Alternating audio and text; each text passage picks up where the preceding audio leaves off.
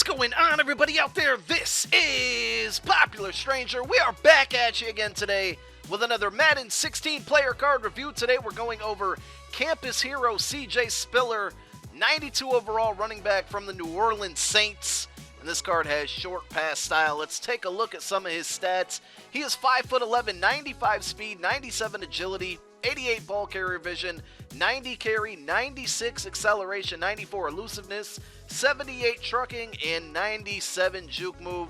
Some of the other stats on this card include 71 strength, we mentioned the agility and the speed, the acceleration at 96, 88 awareness, 92 catching, very, very good for a halfback, 90 carrying, he also has 93 jumping, 90 kick returner, 78 trucking, 94 elusiveness, 88 ball carrier vision, 83 stiff arm, 94 spin move, 97 juke move, 85 injury, 89 stamina, 74 spectacular catch, 77 catch in traffic, 75 route running, 82 release, and that should just about do it. So this card is extremely versatile. Let's go ahead and take a look at some of the gameplay clips. We'll talk about the pricing on this card as well.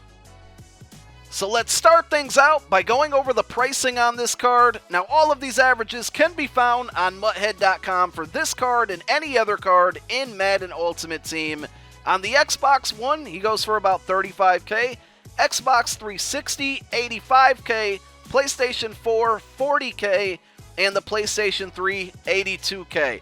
Now those prices are really cheap on the new gen systems, and I was kind of shocked when looking up the prices that this card goes for that amount at this point. I got it when it first came out for about $70K, and even at that time I thought it was a steal. So at these prices it definitely is. Now MUThead.com ranks him as an 80 overall power back, a 96 overall receiving back, 95 overall elusive back, and a 75 overall goal line back. I am going to disagree with the 75 goal line rating.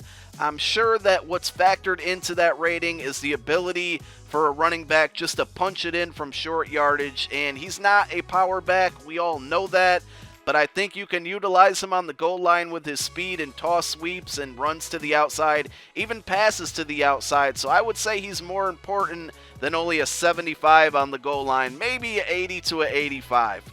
So let's check him out on MUTRank.com. They have him as the 44th overall running back every down, 17th overall speed back, and number 10th overall receiving running back. I'm going to jump back to the every down back rating at 44th overall. I really do agree with that, and here's why. This card occasionally does fumble. I do want to let you guys know that. So you got to be wary of that. He doesn't cough it up a lot. It's not like once a game or anything like that. But there just were certain situations where I've noticed other running backs that I've used do not cough it up like he does. And that can be extremely frustrating sometimes. So that's why I would say you don't want to use him at his every down back. But for all of you that are playing on a budget, I think at least on the new gen systems, under 40K is a very affordable price for everything that this card can do. You can mix them in different formations. That's normally what I did. Now obviously in the receiving game that's his strong suit, but I think it's a card that's very similar to the flashback Chris Johnson, and you can get him for a lot less coin. But if you can get him out in the flats in the pass game like you see I'm doing here in the video, and you basically create a one-on-one situation where you might just have one, even two defenders to beat, you're either going to be able to accelerate past them or juke, spin, and make your moves past them, and then just continue your way down the field. Just a dual threat. You can also run him. You're going to see a lot of inside zones in this video. That's primarily how I was able to have success with him. I do have a lot of good run blocking receivers on my team, including the legendary Hines Ward, which you guys are going to see a review probably tomorrow for that one. But a good run blocking receivers and offensive line mixed with inside zone.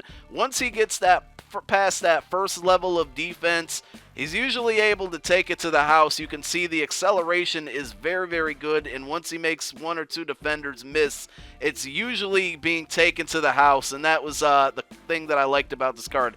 big play ability, and again, for the price, I think you guys should use him in certain situations, certain formations where you can get him out in space and utilize his talents. I'm going to rate this one an 8 out of 10. Only issue is the fumbling problem, but all in all, it's a very deadly card.